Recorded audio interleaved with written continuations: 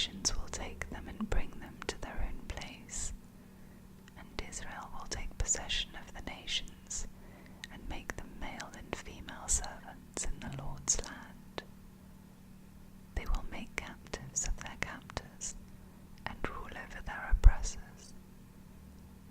On the day the Lord gives you relief from your suffering and turmoil, and from the harsh labor forced on you, you will take up this taunt against the king of Babylon. How the oppressor has come to an end, how his fury has ended. The Lord has broken the rod of the wicked, the scepter of the rulers, which in anger struck down peoples with unceasing blows, and in fury subdued nations with relentless aggression. All the lands are at rest and at peace. They break into singing. Even the junipers and the cedars of Lebanon gloat over you and say, "Now that you have been laid low, no one comes to cut us down." The realm of the dead below is all astir to meet you at your coming. It rouses the spirits of the departed to greet you, all those who are leaders in the world. It makes them rise from their thrones, all those who are kings over the nations. They will all respond. They will say to you, "You also have become weak as we are. You have become like us. All your pomp has been brought down to the grave, along with the noise of your harps. Maggots are spread out beneath you, and worms cover you. How you have fallen from heaven, morning star, son of the dawn. You have been cast down to the earth, you who once laid low the nations. You said in your heart, 'I will ascend to the heavens.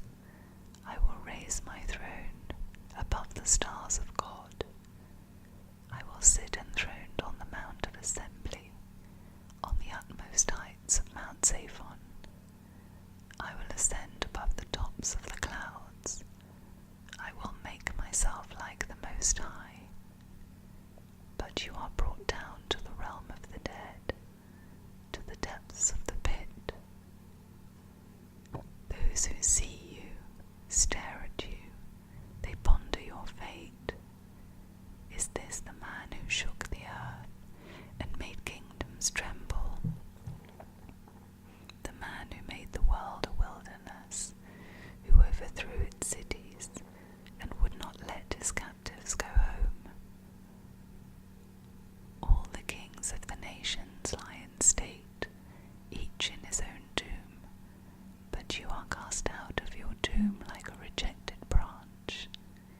You are covered with the slain, with those pierced by the sword, those who descend to the stones of the pit, like a corpse trampled underfoot.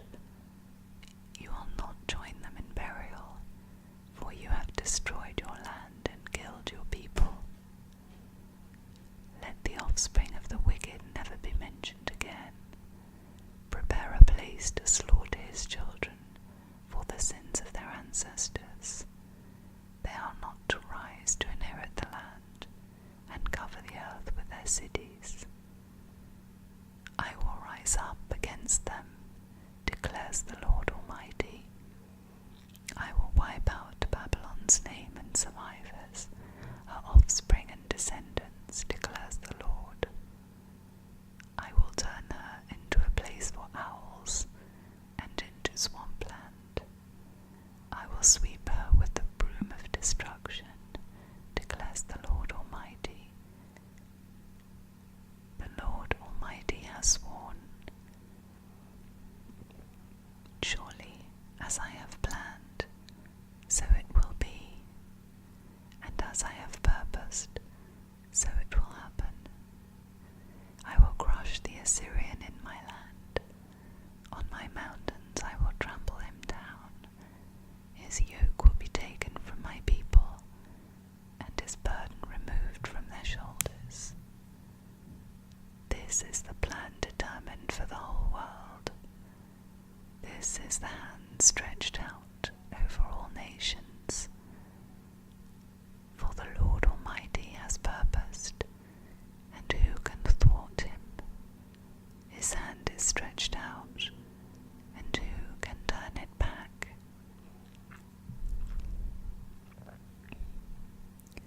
This prophecy came in the year King Ahaz died.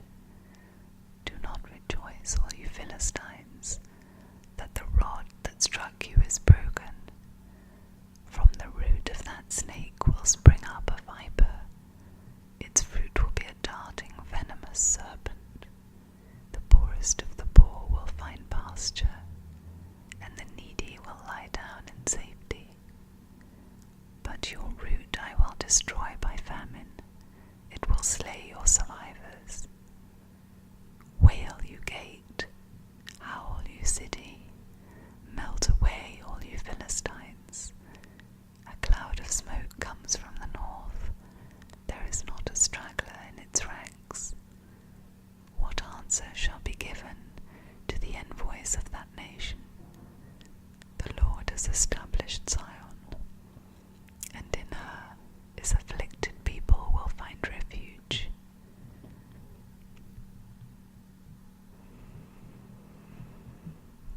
A prophecy against Moab.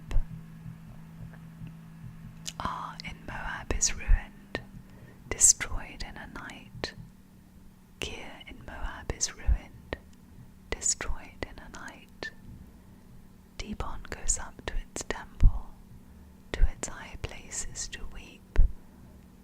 Moab wails over Nebo and Medeba. Every head is shaved, and every beard cut off.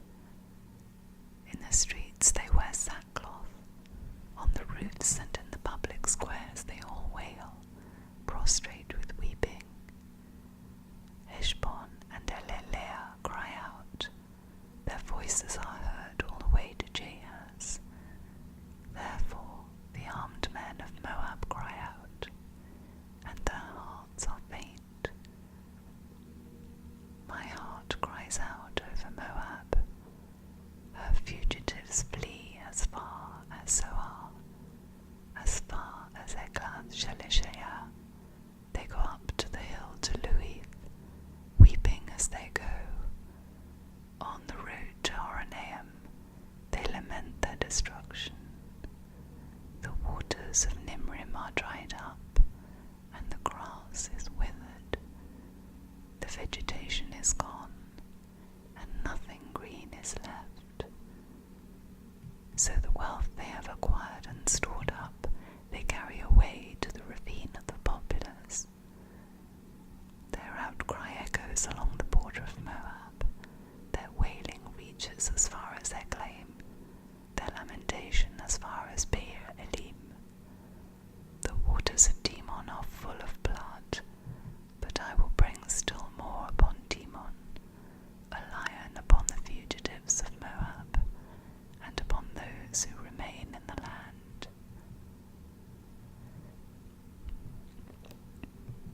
Send lambs as tribute to the ruler of the land, from Selah across the desert to the mount of daughter Zion. Like fluttering birds pushed from the nest, so are the women of Moab and the fords of the Arnon. Make up your mind, Moab says. Render a decision. Make your shadow like night at high noon. Hide the fugitives. Do not betray the refugees. Let the Moabite fugitives stay with you. Be their shelter from the destroyer. The oppressor will come to an end, and destruction will cease. The aggressor will vanish from the land. In love, a throne will be established. In faithfulness, a man will sit on it. One from the house of David. One who in judging seeks justice and speeds the cause of righteousness. We have heard of Moab's pride. How great is her arrogance, of her conceit, her pride, and her insolence. But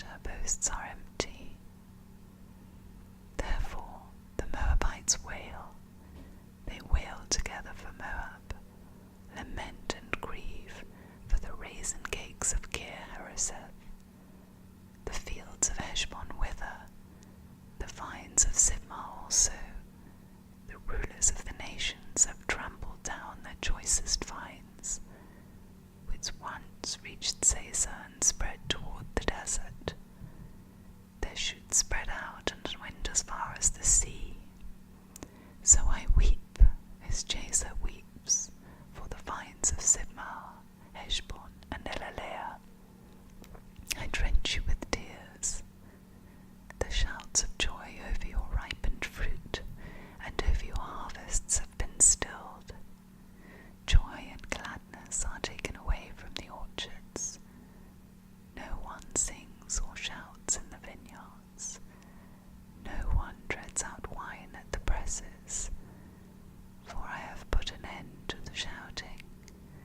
My heart laments for Moab like a harp, my inmost being for Kir Hareseth. When Moab appears at her high place, she only wears herself out. When she goes to her shrine to pray, it is to no avail. This is the word the Lord has already spoken.